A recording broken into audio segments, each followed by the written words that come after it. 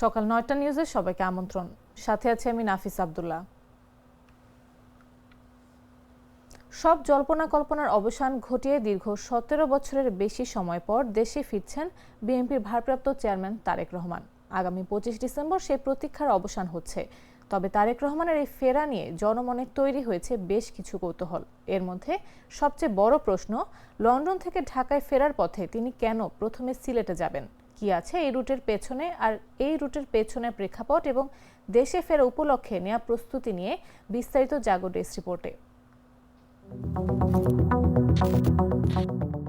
সব জল্পনা কল্পনার অবসান ঘটিয়ে দীর্ঘ ১৭ বছরের বেশি সময় প্রবাস জীবনের ইতি টেনে দেশে ফিরছেন বিএনপির ভারপ্রাপ্ত চেয়ারম্যান তারেক রহমান। আগামী ২৫ ডিসেম্বর কাটছে সেই দীর্ঘ প্রতীক্ষার অবসানের অপেক্ষা। তারেক রহমানের দেশে ফেরা নিয়ে উচ্ছ্বসিত বিএনপির নেতাকর্মীরা। কিভাবে দলের শীর্ষ নেতাকে সংবর্ধনা দেবেন সে নিয়ে ব্যতিব্যস্ত তারা। শীর্ষ নেতার দেশে ফেরা উপলক্ষে সংবর্ধনা অনুষ্ঠান আয়োজনে ঢাকা বিভাগীয় কমিশনারের অনুমতি পেয়েছে দলটি। দলনেতাকে সর্বোচ্চ নিরাপত্তা দিতে চান তারা। রাজধানীর খিলক্ষেতের ৩০০ ফিট এলাকায় গণসংবর্ধনা অনুষ্ঠানের আয়োজন চলছে। তারেক রহমানের জন্য ঠিক করা হয়েছে বাড়িও।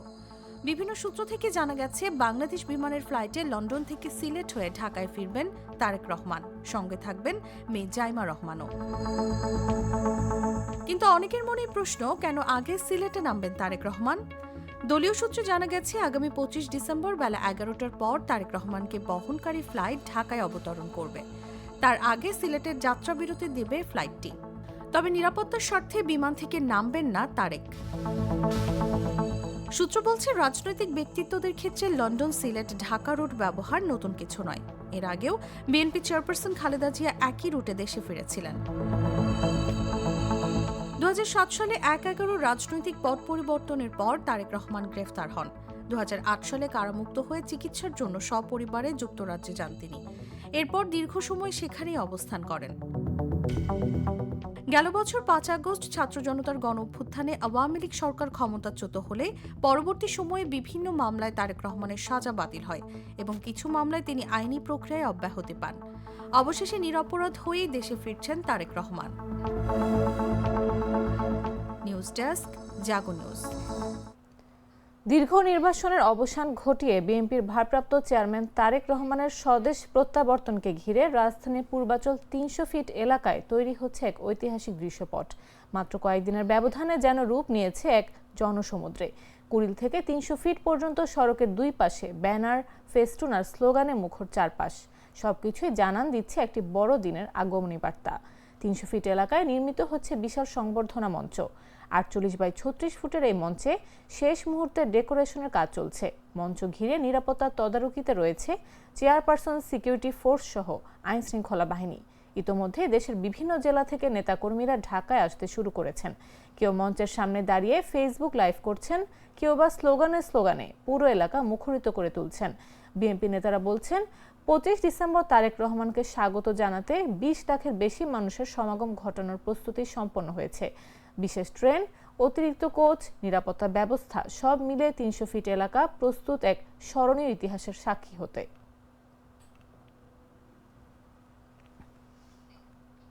দীর্ঘ ১৭ বছরের আইনি লড়াই আর রাজনৈতিক সংগ্রামের এক দীর্ঘ অধ্যায় পেরিয়ে দেশে ফিরছেন বিএনপির ভারপ্রাপ্ত চেয়ারম্যান তারেক রহমান। ২০০৭ সালে গ্রেফতার থেকে শুরু করে কারাভোগ, নির্যাতন, প্রবাস জীবন এবং একের পর এক মামলার মুখোমুখি হওয়ার গল্প সব মিলিয়ে তারেক রহমানের রাজনৈতিক জীবনে এটি এক ব্যতিক্রমী অধ্যায়। সে কঠিন সময় পেরিয়ে অবশেষে মামলা মুক্ত হিসেবেই দেশে ফিরছেন তিনি। তার এই প্রত্যাবর্তনকে বিএনপি দেখছে বীরের ফেরা হিসেবে। বিস্তারিত জাগো ডেস্ক রিপোর্টে। ২০০৭ সালের ৭ মার্চ মইনুল রোডের বাসা থেকে গ্রেফতার করা হয় বিএনপির তৎকালীন সিনিয়র যুগ্ম মহাসচিব তারেক রহমানকে। এরপর শুরু হয় অমানবিক নির্যাতন। অজ্ঞাত স্থানে আটকে রেখে চোখ বেঁধে ১৮ ঘণ্টা চলে নির্যাতন। আদালতের কাঠগড়ায় দাঁড়িয়ে এই অমানবিক নিপীড়নের বর্ণনা তুলে ধরেছিলেন তারেক রহমান নিজেই। রিমান্ড নির্যাতনের মধ্য দিয়ে ১৮ মাস কারাভোগের পর ২০০৮ সালের ৩ সেপ্টেম্বর জামিন নিয়ে চিকিৎসার জন্য সপরিবারে লন্ডনে যান তারেক রহমান। দেশ ছাড়লেও দেশের রাজনৈতিক রোষানল পিছু ছাড়েনি তারেক রহমানের। শুরু হয় মামলার খড়গ। সেনা সমর্থিত তত্ত্বাবধায়ক সরকারের আমলে ১৩টি এবং আওয়ামী লীগ সরকারের আমলে তার বিরুদ্ধে ৭২টি মামলা হয়। এর মধ্যে অন্তত ৫টি মামলায় যাবজ্জীবন কারাদণ্ড সহ বিভিন্ন মেয়াদে সাজা দেয়া হয় তাকে। এমনকি গণমাধ্যমেও তার বক্তব্য প্রচারে নিষেধাজ্ঞাও দেয়া হয় আদালতের মাধ্যমে। সব মিলিয়ে দীর্ঘ ১৭ বছরেরও বেশি সময় ধরে প্রবাস জীবন কাটিয়েছেন তারেক রহমান। তবে অবশেষে সেই প্রবাস জীবনের ইতি টানছেন বিএনপির এই শীর্ষ নেতা। আওয়ামী লীগ সরকার পতনের পর খোলে তার দেশে ফেরার দুয়ার। রাজনৈতিক পট পরিবর্তনের পর একে একে সব মামলা থেকে খালাস পান তারেক রহমান। বিএনপির আইনজীবীরা বলছেন, নির্বাহী আদেশে মামলা থেকে মুক্ত করার প্রস্তাব দেয়া হয় অন্তর্বর্তী সরকারের পক্ষ থেকে। কিন্তু লাখ লাখ নেতাকর্মীর বিরুদ্ধে মামলা প্রত্যাহার না হওয়ায় নিজেকে মামলা মুক্ত করতে আইনি পথই বেছে নেন তিনি। আইনি প্রক্রিয়ার মাধ্যমে মামলা মুক্ত হন তারেক রহমান। দলটির আইনজীবীরা বলছেন, তারেক রহমান নিরপরাধ ব্যক্তি হিসেবেই দেশে ফিরছেন। যদিও এর নেপথ্যে রয়েছে দীর্ঘ আইনি লড়াই ও রাজনৈতিক সংগ্রামী নেতারা বলছেন বীরের বেশে ফিরবেন তাদের নেতা। আগামী ২৫ ডিসেম্বর দেশের মাটিতে পা রাখতে যাচ্ছেন তারেক রহমান। অংশ নেবেন জাতীয় নির্বাচনে। তারেক রহমানের হাত ধরে গণতন্ত্র ইতিবাচক ধারায় ফিরবে বলে মনে করছেন বিএনপি নেতারা। মামদুহা রাইসা, জাগো নিউজ। দেশের বাজারে সোনার দাম বাড়ানোর ঘোষণা দিয়েছে বাংলাদেশ জুয়েলার্স সমিতি। সোনার দাম প্রতি ভরিতে সর্বোচ্চ ৪,২০০ টাকা পর্যন্ত বাড়ানো হয়েছে। ফলে ভালো মানের সোনার দাম বেড়ে ২,২২,০০০ টাকা ছাড়িয়েছে। এটি দেশের ইতিহাসে সর্বোচ্চ সোনার দাম। মঙ্গলবার বাজুসের এক বিজ্ঞপ্তিতে এসব তথ্য জানানো হয়েছে। নতুন দাম বুধবার থেকে কার্যকর হবে। সংগঠনটি জানিয়েছে, বৈশ্বিক বাজারে তেজাবি সোনার দাম বাড়ায় দাম সমন্বয় করা হয়েছে। আন্তর্জাতিক গণমাধ্যম সূত্রে জানা গেছে, বৈশ্বিক বাজারে স্বর্ণের দাম বেড়েছে। আন্তর্জাতিক বাজারে প্রতি আউন্স স্বর্ণের দাম ছাড়িয়েছে $৪,৪৫০। নতুন দাম অনুযায়ী সবচেয়ে ভালো মানের বা ২২ ক্যারেটের ১ ভরি স্বর্ণের দাম ২,২৬,২৮২ টাকা, ২১ ক্যারেটের প্রতি ভরি ২,১৬,০১৭ টাকা, ১৮ ক্যারেটের প্রতি ভরি ১,৮৫,১৬৬ টাকা এবং সনাতন পদ্ধতির প্রতি ভরি স্বর্ণের দাম ১,৫৪,৩১৫ টাকা। স্বর্ণের দামের সঙ্গে রূপার দামও বাড়ানো হয়েছে। ২২ ক্যারেটের ১ ভরি রূপার দাম ৫,১৩২ টাকা। এছাড়া ২১ ক্যারেটের প্রতি ভরি রূপা ৪,৮৯৯ টাকা, ১৮ ক্যারেটের প্রতি ভরি ৪,২০০ টাকা এবং সনাতন পদ্ধতির প্রতি ভরি রূপার দাম ৩,১৪৯ টাকা।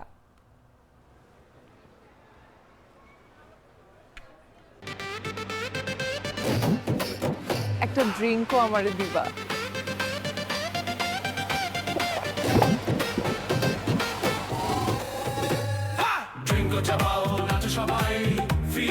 ড্রিঙ্কো হাতে তোমার বিয়ের, হলুদের অথবা রিসেপশনের নাচের ভিডিও #ড্রিঙ্কো দিয়ে শেয়ার করে জিতে নিতে পারো সিঙ্গাপুর হানিমুন ট্রিপ। নারায়ণগঞ্জের রূপগঞ্জের তারা পৌরসভার সাবেক কাউন্সিলর ও আওয়ামী লীগ নেতা নজরুল ইসলাম মফিজ সহ ৪ জনকে গ্রেফতার করেছে পুলিশ। মঙ্গলবার উপজেলার বিভিন্ন এলাকা থেকে অভিযান পরিচালনা করে তাদের গ্রেফতার করা হয়। গ্রেফতারকৃতরা হলেন তারাবো পৌরসভা ৪ নম্বর ওয়ার্ডের সাবেক কাউন্সিলর নজরুল ইসলাম মফিজ, দাউদপুর ইউনিয়ন যুবলীগের সমাজ কল্যাণ ও সাংস্কৃতিক সম্পাদক রুবেল মিয়া ও সুজন মিয়া ও হোসেন আলী। রূপগঞ্জ থানার ভারপ্রাপ্ত কর্মকর্তা সবজেল হোসেন বলেন, আইনশৃঙ্খলা বিনষ্ট, নাশকতার পরিকল্পনা ও বিভিন্ন অপরাধে জড়িত থাকার অভিযোগে যুবলীগ নেতা রুবেল মিয়া ও তারাবো পৌরসভার সাবেক কাউন্সিলর নজরুল ইসলাম মফিজকে আটক করা হয়। অন্যদিকে পৃথক ঘটনায় মুরাপাড়ার মঙ্গলখালী এলাকায় ডাকাতি প্রস্তুতিকালে সুজন মিয়া ও হোসেন আলী নামে আরও ২ জন সহ মোট ৪ জনকে গ্রেফতার করা হয়েছে। আওয়ামী লীগ সরকারের আমলে মফিজ ও রুবেলের বিরুদ্ধে ক্ষমতার অপব্যবহার একাধিক অভিযোগ রয়েছে। আইনি প্রক্রিয়া শেষে তাদের নারায়ণগঞ্জ আদালতে পাঠানো হয়েছে।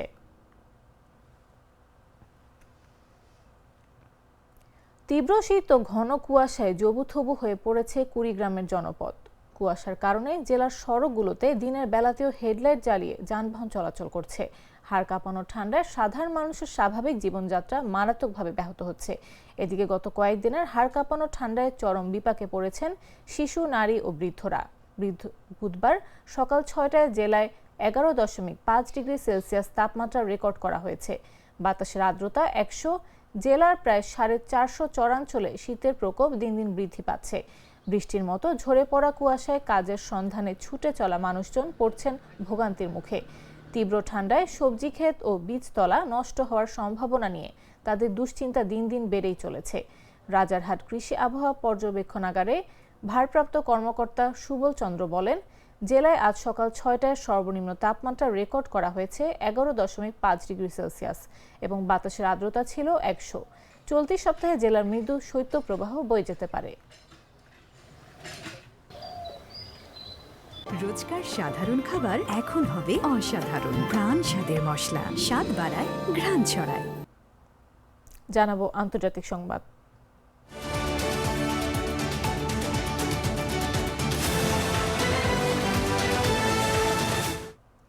কূটনৈতিক উত্তেজনার মধ্যেই মঙ্গলবার ফের দিল্লিতে বাংলাদেশের হাই কমিশনার রিয়াজ হামিদুল্লাহকে তলব করেছে ভারত। এর কয়েক ঘন্টা আগে বাংলাদেশ পররাষ্ট্র মন্ত্রণালয় ঢাকায় নিযুক্ত ভারতের হাই কমিশনার প্রণয় ভার্মাকে ডেকে পাঠায়। ভারতে বাংলাদেশি কূটনৈতিক মিশন লক্ষ্য করে একাধিক ঘটনার বিষয়ে গভীর উদ্বেগ জানাতে তাকে তলব করা হয়েছে। চলমান উত্তেজনার প্রেক্ষাপটে এটি দ্বিতীয়বারের মতো দুই দেশের কূটনীতিকদের তলব করার ঘটনা। এদিকে নিরাপত্তা জোরদার করতে নয়াদিল্লিতে অবস্থিত বাংলাদেশ হাই কমিশনের সামনে প্রায় 15,000 নিরাপত্তা সদস্য মোতায়েন করেছে ভারত।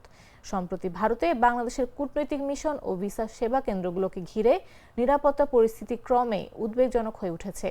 গত কয়েকদিনে নয়াদিল্লি, কলকাতা, আগরতলা ও শিলিগুড়িতে বাংলাদেশি মিশনের সামনে একাধিক বিক্ষোভ কর্মসূচি পালিত হয়। কোথাও কোথাও বিক্ষোভকারীরা সরাসরি ভিসা সেবা কেন্দ্রের কার্যক্রমে বাধা সৃষ্টি করে। এই পরিস্থিতির প্রেক্ষাপটে নয়াদিল্লিতে বাংলাদেশ হাইকমিশন সাময়িকভাবে কনসুলার ও ভিসা সংক্রান্ত সেবা বন্ধ রাখার সিদ্ধান্ত নেয়। হাইকমিশনের ফটকে টানানো এক নোটিশে জানানো হয়, পরবর্তী নির্দেশ না দেওয়া পর্যন্ত এসব কার্যক্রম স্থগিত থাকবে।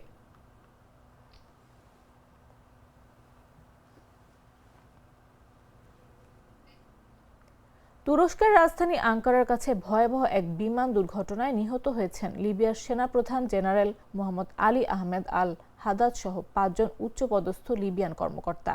মঙ্গলবার রাত 23 ডিসেম্বর আঙ্কারা থেকে ত্রিপোলি ফেরার পথে এই দুর্ঘটনা ঘটে। তুরস্কের স্বরাষ্ট্রমন্ত্রী আলী ইয়ারলিকায়া জানান, ফ্যালকন 50 মডেলের বিজনেস জেটটি রাত 8:10 আঙ্কারার এসেন বোগা বিমানবন্দর থেকে উড্ডয়ন করে। তবে 8:52 বিমানটির সঙ্গে কন্ট্রোল রুমের রেডিও যোগাযোগ বিচ্ছিন্ন হয়ে যায়। নিখোঁজ হওয়ার আগে বিমানটি জরুরি অবতরণের অনুরোধ জানিয়েছিল। পরে আঙ্কারা থেকে 74 কিলোমিটার দূরে হাইমানা জেলার কেসিক কাবাক গ্রামের কাছে ধ্বংসাবশেষ উদ্ধার করে তুর্কি জেন্ডারমারি। এই ঘটনায় গভীর শোক প্রকাশ করেছেন লিবিয়ার প্রধানমন্ত্রী আব্দুল হামিদ দাবিবা। তিনি একে জাতির জন্য অপূরণীয় ক্ষতি বলে উল্লেখ করেন। আল হাদাদ ছিলেন একজন পেশাদার, নিরপেক্ষ ও শ্রদ্ধেয় সামরিক নেতা। তার মৃত্যু লিবিয়ার সামরিক প্রতিষ্ঠানে বড় শূন্যতা তৈরি করল।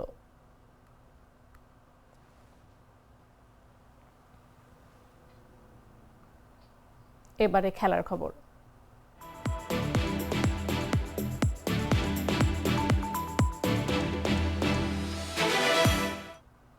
ভারতের কিংবদন্তি ক্রিকেটার সুনীল গাভাস্কারের ব্যক্তিসত্তা সুরক্ষায় নজিরবিহীন রায় দিয়েছে দিল্লি হাইকোর্ট। অনুমতি ছাড়াই তার নাম, ছবি ও ভিডিও ব্যবহার করে একটি সংস্থা পণ্য বিক্রি করছিল এমন অভিযোগে আদালতের শরণাপন্ন হন সাবেক অধিনায়ক। গাভাস্কারের আবেদনে সাড়া দিয়ে বিচারপতি মনমিত প্রীতম সিং অরোরা নির্দেশ দিয়েছেন, অনুমতি ছাড়া আর কোনো ব্যক্তি বা প্রতিষ্ঠান ব্যবসায়িক স্বার্থে গাভাস্কারের নাম, ছবি কিংবা ভিডিও ব্যবহার করতে পারবে না। আদালতের নির্দেশ অনুযায়ী যেসব সংস্থা ইতোমধ্যে সামাজিক যোগাযোগ মাধ্যম বা অন্যান্য প্ল্যাটফর্মে এসব ব্যবহার করেছে, তাদের 72 ঘন্টার মধ্যে সব কন্টেন্ট সরিয়ে ফেলতে হবে। এমনকি সামাজিক মাধ্যমের পোস্টও মুছে ফেলার নির্দেশ দেওয়া হয়েছে। একটি সংস্থা দাবি করেছিল, তাদের পণ্য গাভাস্কারের পছন্দের যা ছিল সম্পূর্ণ বিভ্রান্তিকর। বিষয়টি জানাজানি হতেই ক্ষুব্ধ হন তিনি এবং আইনি লড়াইয়ে নামেন। এর মধ্য দিয়ে ভারতের প্রথম ক্রীড়াবিদ হিসেবে ব্যক্তিসত্তা রক্ষায় দৃষ্টান্ত স্থাপন করলেন সুনীল গাভাস্কার। এর আগে অমিতাভ বচ্চন, ঐশ্বরিয়া রায়ের মতো তারকারা এমন সুরক্ষা পেয়েছেন। বিশ্বজুড়েও রোনালদো, মেসি, মাইকেল জর্ডানের মতো তারকারা এই অধিকার সুরক্ষিত করেছেন।